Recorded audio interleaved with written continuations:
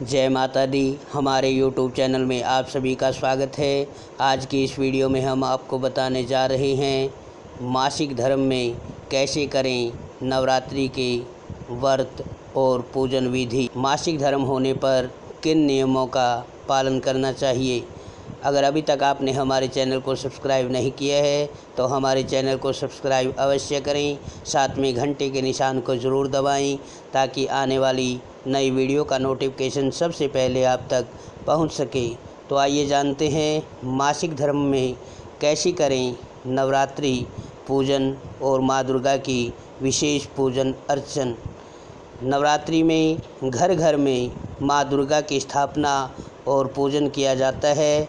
इस दौरान भक्ति में पूरी तरह से भक्त लीन हो जाते हैं। नवरात्रि में लोग माँ दुर्गा के लिए विशेषकर माताएं और बहनें व्रत अवश्य रखती हैं, लेकिन कुछ माताओं को नवरात्रि के दौरान मासिक धर्म हो जाते हैं, जिसकी वजह से वह द्विधा में पड़ जाती हैं कि उन्हें व्रत रखना चाहिए कि नहीं, क्योंकि शास्त्रों में मासिक धर्म को लेकर कई मान्यताएं होती हैं। आइए जानते हैं मासिक धर्म के दौरान माताएं बहनें किस प्रकार नवरात्रि का व्रत रख सकती है और किन नियमों का पालन करना चाहिए। माताएं और बहनों को मासिक धर्म में होने वाली परेशानियां।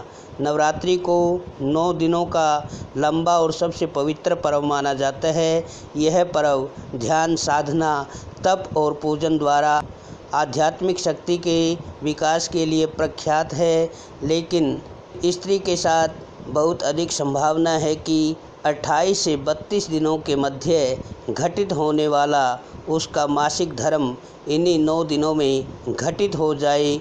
तो माताओं बहनों के मन में यह प्रश्न उठता है कि मासिक धर्म के दौरान नवरात्रि में व्रत और पूजन किस प्रकार किया जा सकता है। नवरात्रि के पर्व में घर घर में घट की स्थापना की जाती है और माँ दुर्गा की विशेष आराधना की जाती है। इस व्रत को ज़्यादातर माताएं और बहनें ही करती। मासिक धर्म महिलाओं के लिए प्रकृति है। यह 4 से 7 दिनों के बीच में महिलाओं के अंदर से गंदे खून की सफाई होती है। इसके साथ ही इन दिनों में महिलाओं को दर्द, चक्कर आना, भूख न लगना और कब्ज जैसी शिकायतें हो जाती हैं। अगर आपको ऐसा लगता है कि नवरात्रि के दौरान आपको मासिक धर्म की शिकायत हो सकती है, अगर आपको इस बात का पता है तो आपको व्रत नहीं करना चाहिए। लेकिन अगर फिर भी व्रत करने की इच्छा है तो आप भगवान के लिए भाव और भक्ति श्रद्धा के साथ इस व्रत को कर सकते हैं, क्योंकि भगवान के लिए भाव और श्रद्धा की अति आवश्यकता होती है। उनके बाद आती है शरीर की शुद्धि। इसके लिए आप व्रत के सभी नियमों का पालन करें और नहाकर स्नान आदि करके पूजा के साफ वस्त्रों को ही धारण करें। मासिक धर्म में इस प्रकार रखें माताएं और बहनें नवरात्रि का पावन व्रत। अगर आपको नवरात्रि से पहले ही मासिक धर्म की शुरुआत हो जाती है तो आपको नवरात्रि का व्रत नहीं करना चाहिए। अगर आपने नवरात्रि का व्रत करने का संकल्प ले ही लिया है तो आपको इस समय में स्वयं पूजा नहीं करनी चाहिए, घर के किसी अन्य सदस्य से पूजा करवानी चाहिए।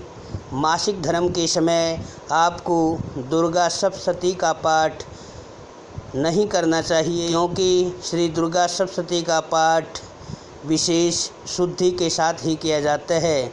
इसीलिए आपको किसी दूसरे के माध्यम से माँ दुर्गा के सप्तशती पाठ को सुनना चाहिए।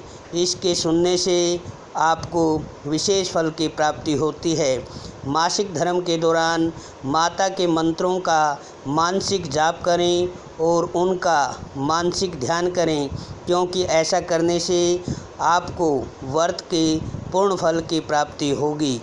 अगर आप किसी भी मंत्र को पढ़ने में असमर्थ हैं तो आप इस समय में सिर्फ माँ दुर्गा का ध्यान करें। मासिक धर्म के दौरान आपको माता दुर्गा के लिए भोग भी किसी अन्य सदस्य से बनवाना चाहिए।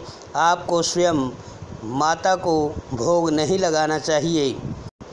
यदि आपने पहला व्रत रख लिया है और आपको आखिरी व्रत में मासिक धर्म की शिकायत हो गई है, तब भी आपको आखिरी व्रत अवश्य रखना चाहिए और कुछ नियमों का पालन करते हुए किसी दूसरे के माध्यम से माँ दुर्गा की विशेष पूजा अर्चना संपन्न करनी चाहिए।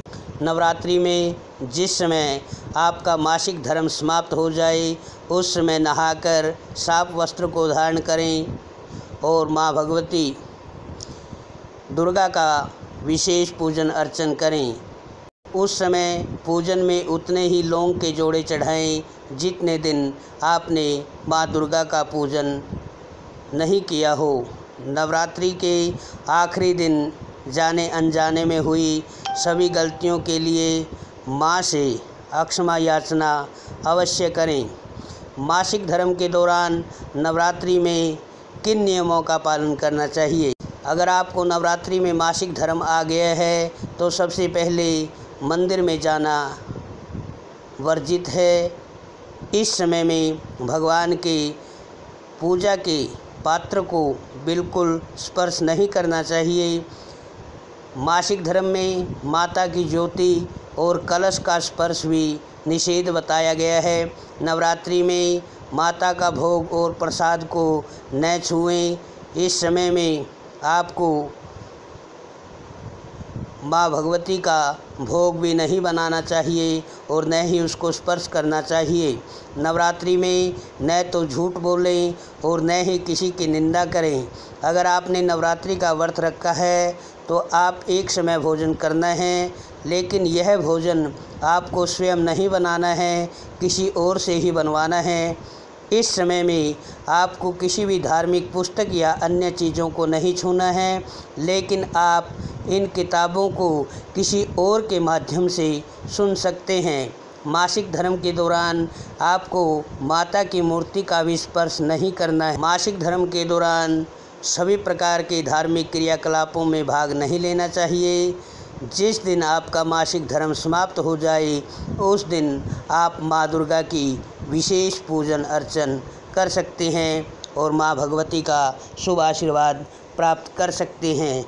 इस प्रकार से आप ऊपर बताई गई सभी विधियों को अपनाकर मासिक धर्म के दौरान भी माँ दुर्गा की पूजा अर्चना और ध्यान कर सकते हैं, लेकिन इन नियमों का पालन अवश्य करें। मासिक धर्म के दौरान आप केवल मानसिक ध्यान करें, मानसिक पूजन करें और माँ भगवती के स्वरूप का ध्यान करते हुए ज़्यादा से ज़्यादा समय व्यतीत करें। अगर आपको हमारी ये जानकारी अच्छी लगे तो हमारे चैनल को लाइक करें, शेयर करें, सब्सक्राइब करें। कमेंट बॉक्स में जय माता की अवश्य लिखें। जय माता दी।